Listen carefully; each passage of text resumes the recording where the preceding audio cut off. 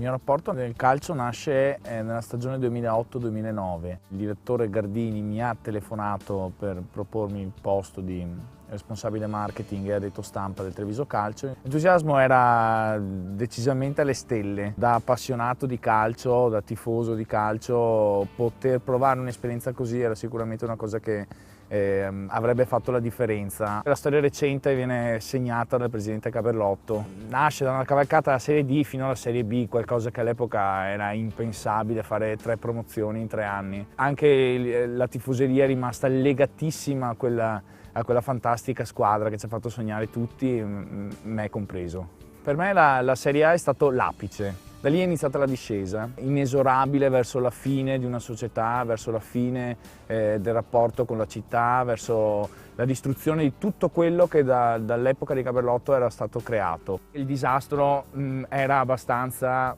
preventivabile, sentivamo tutti i giorni il Presidente dirci è impossibile che Setten fallisca. A ottobre di quell'anno ci sono stati i primi mancati pagamenti, poi a novembre ci sono stati presentati in società questa fantomatica Berlet, una società argentina che avrebbe dovuto rilanciarci verso la Serie A, fatalità che dall'ondata di argentini c'erano rimasti solo napoletani.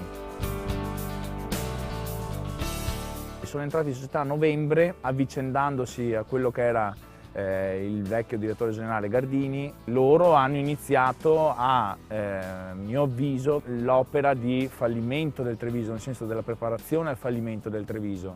Questa cosa fu annusata dai tifosi, dagli ultra, intervenirono in modo pesante. Le televisioni nazionali all'epoca fece tanto scalpore questa cosa dell'aggressione degli ultra ai dirigenti napoletani. Arrivò anche Abel Balbo, che doveva essere il salvatore della patria, avvicendandosi a Gotti.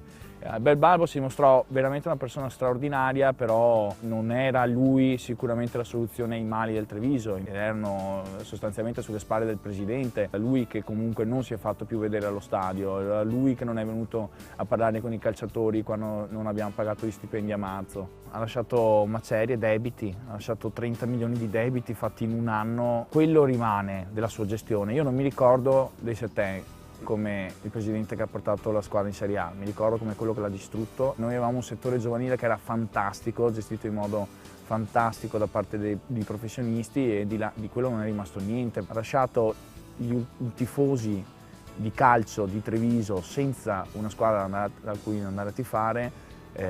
Questa è l'eredità che ha lasciato il presidente. Il calcio è un pessimo affare per chi non sa investirci. Spesso e volentieri gli imprenditori si avvicinano al calcio proprio per ricercare quel tipo di visibilità che solo il calcio dà, perché ci sono televisioni e radio che parlano 24 ore su 24 di calcio, qualcosa che dà potere. L'importante è saper gestire questo potere.